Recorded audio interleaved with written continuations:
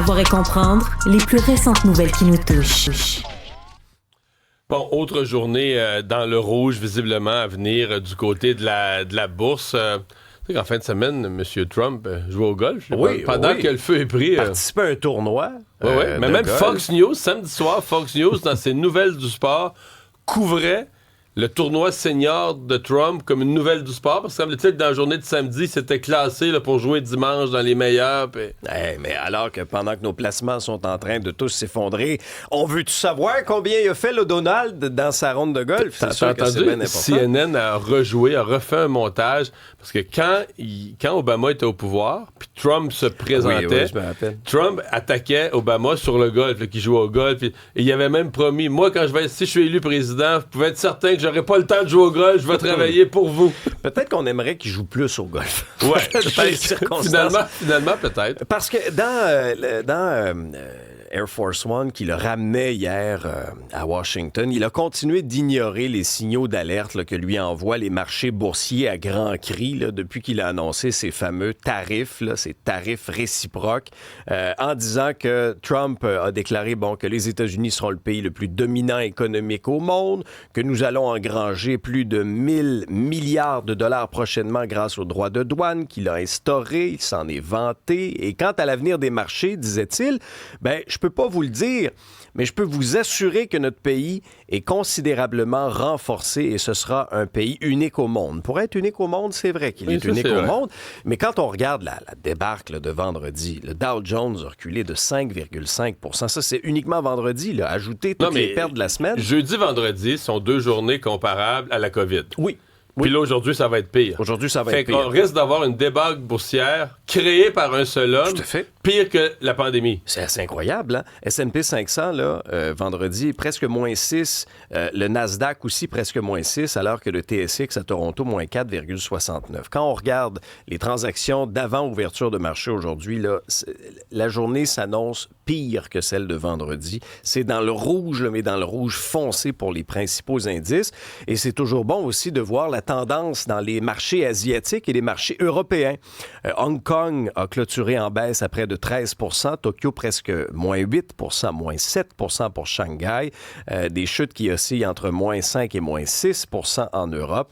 Et tu m'as envoyé ce matin un article intéressant qui cite, parce qu'on entend beaucoup le fameux oracle d'Omaha, Warren Buffett, qui est l'investisseur en bourse qui est le plus connu. Mais il y a 93 ans quand même. Oui, mais il y a des plus jeunes. Il y en a un autre qui est bien connu aussi, c'est le milliardaire Bill Ackman. Et ce qu'il a déclaré donc au réseau CNBC, c'est que actuellement, on est en train de s'auto-infliger un hiver nucléaire économique. Et c'est en raison, donc, de ces politiques tarifaires du président américain. Et lui, c'est censé être un pro-Trump. C'est pas un démocrate. Non, c'est un gars de droite, républicain. Oui. Et lui demande à Trump de surseoir à tout ça, là, de tout mettre ça sur la glace.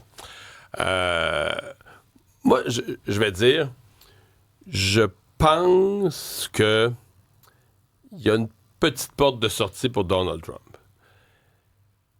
Il y a quand même plusieurs pays. Je prends le Vietnam. D'abord, les tarifs réciproques sont pas réciproques. On a compris ça. C'est une méthode mathématique complètement débile là, qu'ils ont utilisée à la Maison-Blanche puis tout ça. C'est ça. Exemple, le Vietnam, ils ont des tarifs qui ont été imposés de 46 %. Mais ils n'imposent pas, eux autres, aux États-Unis, des tarifs de 46 %. Il y en a sur quelques produits. Ça fait un équivalent de 9 % Puis là, on leur a répliqué avec 46 Le président du Vietnam a dit, garde-moi, là, je veux que ça arrête, là. Moi, ils ont enlevé mes tarifs de 9 % Ils ne sont pas si importants. C'est 9 % c'est pas gros. Ils ne sont pas si importants pour mon pays. À la limite, moi, ils ramenaient à 0. Est-ce que si Donald Trump réglait, mettons, cette semaine, aujourd'hui ou dans les prochains jours, avec pas tous les pays du monde, 2-3 pays, ça donnerait quand même un signal que, OK, ces tarifs sont pas là pour être permanents. Son vrai but, c'est de négocier à des...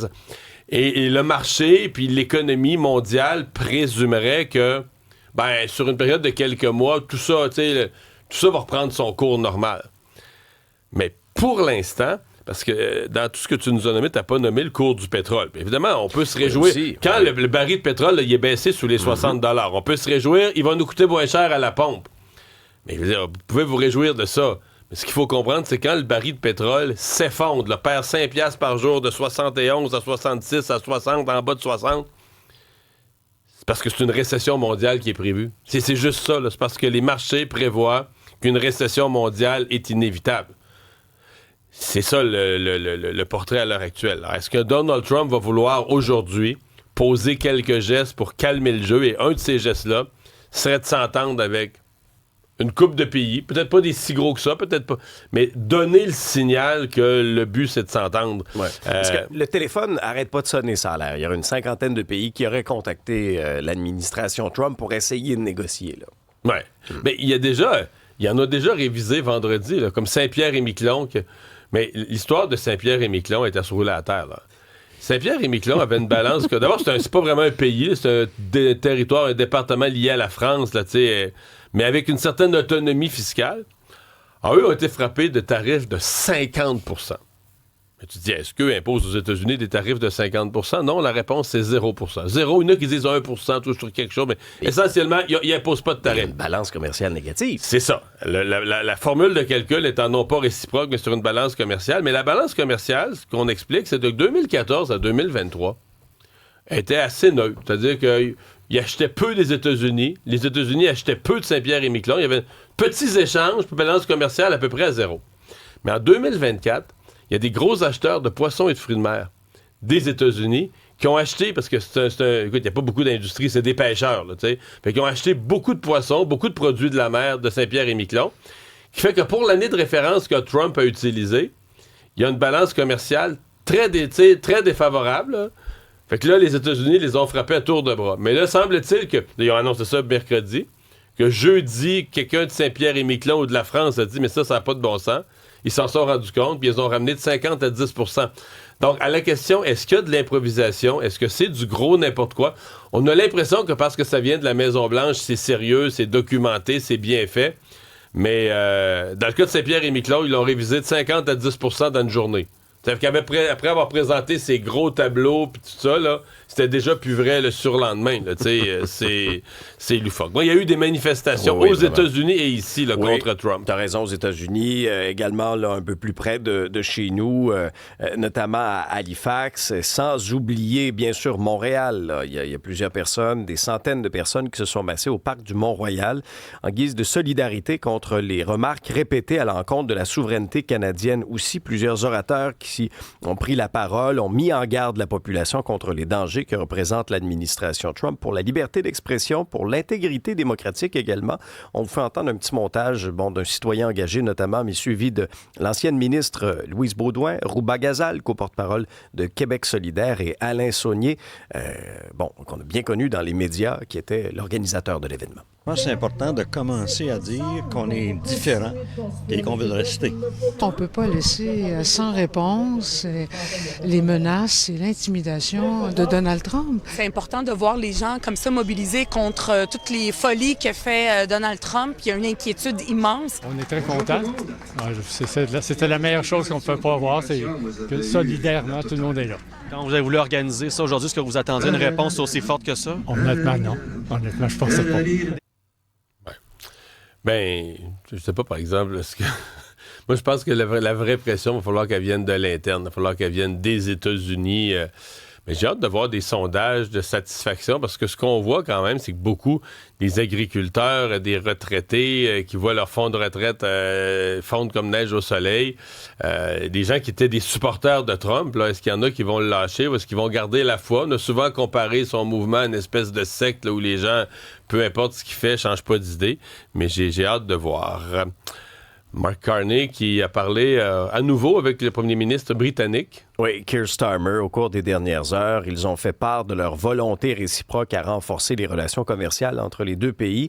D'ailleurs, sur les réseaux sociaux, Mark Carney a indiqué que dans cette période cruciale pour le Canada, les partenariats avec des alliés de longue date et fiables, ça c'est un mot qui revient souvent, sont plus importants que jamais. Et cette discussion entre les deux hommes est survenue quelques jours après l'imposition de ces fameux tarifs. Taxe carbone, est-ce que les électeurs vont recevoir un chèque avant de voter? La réponse est oui, mais pas les électeurs de tout le Canada. Non, pas ceux du Québec, on la paye pas. Non, on la paye pas, la fameuse taxe carbone. Puis je regardais les Parce que prix à d'abord, ils ne la pompe, payent plus au Canada anglais depuis le 1er avril. Exact. Sauf que là, il y avait 3 mois dans l'année de payer. Là. Voilà, fait qu'il va avoir un chèque. C'est à la une du Globe and Mail, d'ailleurs, ce matin. Alors, les Canadiens qui ont fait leur déclaration d'impôt avant le 2 avril vont recevoir finalement là, ce chèque-là. Ça va toucher à peu près 13 millions de Canadiens. Et en termes d'argent, ça représente à peu près 4 milliards de dollars qui seront retournés aux Canadiens, tiens, tout juste avant le scrutin du 28 avril prochain. Les gouvernements peuvent être efficaces parfois, hein? Dans certaines circonstances pointues et précises. On peut être très rapide à ce moment-là. Comme la ville de Montréal, il n'y a rien qui marche, les permis, tout est lent. Mais pour les contraventions de stationnement, c'est une machine de guerre. Hein? Ah oui. Non, mais à la minute près. T'en parlais, j'en ai eu 3 l'année passée. C'est vraiment, dans tous les gouvernements, à un moment donné, des petits départements importants deviennent tout à coup fort efficaces.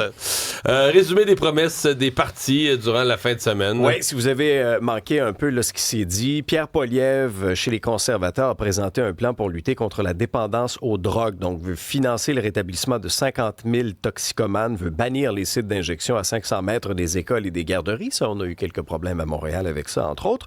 Le chef néo-démocrate Jagmeet Singh s'est engagé à mettre en place un contrôle national des loyers pour protéger les locataires contre les augmentations injustes. Dans le cas néo-démocrate, d'ailleurs, on a eu un retour en fin de semaine. Ruth-Hélène Brosseau, qui va à nouveau tenter de se faire élire dans Berthier et Masquinongé pour le NPD. Dans le cas de Jagmeet Singh, il faut qu'il prenne les bonnes nouvelles quand elles passent, parce qu'elles sont rares, surtout dans les sondages. Il parle d'une nouvelle incroyable. A qualifié sa candidate de candidate vedette. Mais c'est pas bizarre qu'elle se présente le 6 avril, la campagne, il reste 3 semaines à la campagne. La date limite, c'était aujourd'hui, hein, pour fermer tout ça. Là. Mais non, c'est parce que... on s'était un peu... de son histoire, on s'était un peu moqué de sa candidature quand elle s'est présentée. Elle était à Las Vegas le jour du vote. Finalement, elle se fait élire. La vague orange est tellement forte que même une candidate poteau se fait élire dans Berthier-Masquinongé. Mais finalement, elle s'avère devenir une bonne députée, fait son travail, elle devient une parlementaire aguerrie, se fait réélire 2 fois. Mais là, elle se représente, mais tu te dis, OK... pourquoi c'est pas présenté pour vrai? Pourquoi elle n'a pas fait, c'est comme une pré-campagne? Moi, ce que ça me dit, c'est qu'elle avait dit non. Puis ils n'ont pas trouvé quelqu'un d'autre, ou je sais pas. Puis là, ils l'ont supplié. On était à date limite. Il n'y a personne dans ton comté. Vas-y. Puis là, elle y va à la date limite. Mais tu te dis, OK, c'est quoi le jeu, là? C'est quoi l'affaire de pas prendre sa candidature plus au sérieux? En tout cas, moi, même si c'est une bonne nouvelle pour le NPD, j'en conviens, il y a quand même un côté curieux. Ouais. Là, est-ce qu'elle a fait quand même un tour de magie la dernière fois? Est-ce que c'est ça qui espère recréer? En même temps, la dernière fois, c'était une vague orange. On est loin d'une vague. On n'est pas dans la vague, mais elle a quand même bien fait en partant de zéro. Le lac est calme. Dans le NPD, le lac est plutôt calme. Un mot pour vous dire qu'Yves-François Blanchet du Bloc a réclamé une exemption de la TPS sur les biens d'occasion achetés en magasin. Et Mark Carney, lui, n'a pas fait d'annonce hier. Début du procès de Pierre Saint-Amand, ce chauffeur d'autobus qui était rentré carrément dans une garderie. Oui, ça survient près de 2 ans après le drame, donc à Laval, le procès devant jury de Pierre Saint-Amand qui doit s'ouvrir ce matin pour ces 2 meurtres-là, mais finalement, le juge de la Cour supérieure, c'est lui qui entendra seul une preuve commune présentée par la poursuite et la défense. On se souviendra là, de ce revirement qui remonte à février dernier, donc les 2 parties, couronne et défense, avaient convenu que Pierre Saint-Amand, 53 ans, ne pouvait pas être reconnu criminellement responsable des meurtres de Jacob Gauthier, 4 ans, et de Maëva David, 5 ans. On se souviendra qu'à l'hiver 2023, il avait embouti avec son autobus une garderie située là, au bout d'un cul-de-sac là, dans un quartier résidentiel de Laval. On pourrait s'aligner vers une non-responsabilité criminelle pour cause de troubles mentaux. Il y aura 2 psychiatres qui vont venir présenter, leur rapport d'expertise. Il y a des parents de certaines victimes aussi qui pourraient venir témoigner. Ça avait été assez long. Je me souviens, on attendait les rapports d'expertise et ça n'arrivait pas. Ça avait été quand même assez long. Exact. Et bien, Sam Hamad, c'est officialisé? Oui, il a officialisé sa candidature hier dans un point de presse. Dans le cas de Sam Hamad, veut vraiment miser sur le leadership. C'est le nom du parti, d'ailleurs, qu'il va représenter. Leadership Québec a confirmé hier son opposition au projet de tramway. Veut proposer d'autres solutions, des solutions de mobilité pénalités qui vont bénéficier à tous les citoyens de Québec, disait-il. Actuellement, là, selon Sam Ahmad, le projet de tramway, c'est pas le bon projet pour Québec. Il veut amener d'autres solutions, ne veut pas payer de pénalités aussi. Il a dit, je ne paierai pas une scène de pénalité. Ben là, si tu as des contrats signés, des fois, pour te sortir d'un contrat, tu n'as pas le choix de payer des pénalités. Mais il y avait beaucoup de sujets sur lesquels il n'y avait pas encore les réponses. Il dit, il reste 210 jours de campagne là, pour donner toutes les réponses. Isabelle, 20 ans après, est-ce qu'on est encore cassé? Est-ce qu'on est cassé? Salut, ça farte. Et ça, c'était tout un phénomène le 6 avril 2005, quand Jean Dujardin a incarné le rôle de Brice de Nice. Moi, tous les matins, je casse le vent, je fais chier les gens, ça me purifie, c'est important. Mario, quoi? Je fais une yellow ce soir. Ça te dirait de pas venir? T'allonges le bras, tu pars du nord-ouest pour arriver au sud-est sans toucher la Corse. Et tu casses, et tu casses, et tu casses. Mais ça marche aussi à l'envers. J'avais oublié ça. Bon, le jeté cassé, t'avais le baby casse, ça c'était le petit casse sur le haut de la hanche, le grand jeté cassé. C'est un film qui avait été un grand succès. Là. Je veux dire, ça avait coûté à peu près 500 000, puis ça a rapporté 4 millions. Ça, c'est un succès. Il n'y avait pas un grand budget. Il y a plus de films à l'inverse. Là. Complètement. Puis tu sais, ça faisait le tour. Là. Je veux dire, c'était avant que les réseaux sociaux soient si présents aujourd'hui. Là, on était en 2005. Fait que tu sais, ça commençait, mais je veux dire, ça a été viral. Ça faisait le tour du monde. Tout le monde disait ça, je t'ai cassé. Ça faisait partie de notre vocabulaire. Ce pseudo-surfeur habillé en jaune avec un chandail beaucoup trop petit, des pantalons noirs beaucoup trop grands, les longs cheveux blonds. À Nice, il n'y a pas de vague. C'était vraiment drôle, son personnage un peu niaiseux qui a fait le tour. Puis à la base, ce personnage-là a été créé à la fin des années 90 pour le concours Graines de Stars sur M6. Puis de fil en aiguille, c'est devenu un personnage plus grand que nature. Ça a été hyper bon pour le tourisme sur la Côte d'Azur. Et puis pour l'occasion, hier, il y avait un événement spécial au cinéma, le Grand Rex à Paris. Donc, Jean Dujardin était là, habillé en Brice de Nice avec le scooter et la planche de surf. Et ils ont amené le champion de France de surf 2024, Justin Becqueray, qui portait le chandail jaune, lui, avec. C'était vraiment drôle comme événement. Il y a d'ailleurs le film qui va être projeté encore en France cette semaine pour se rappeler les 20 ans de Brice de Nice. T'as bien dit au Grand Rex? Au Grand Rex. J'y étais. C'est vrai? Pas à cet événement-là, mais... C'est là que quand j'étais par hasard en France pour le Super Bowl, la diffusion, tu sais, la seule grosse diffusion publique du Super Bowl à Paris, c'était au Grand Rex. C'est vrai. Madame Barrette considère que ce sont les plus beaux sièges, les meilleurs sièges sur Terre. C'est beau. Oui, c'est beau, mais je veux dire... Et confortable. Confortable. Le cinéma VIP, la brosseur, là, c'est de la petite bière. C'est vrai. T'es bien assis au cinéma VIP, mais au Grand Rex, oublie ça. Là, c'est comme... chaque fauteuil, c'est le fauteuil du roi. Là. Wow! Hey, ça, on devrait prendre des notes. Mais j'ai surtout retenu le résultat, la victoire des Eagles, plus que les fauteuils encore.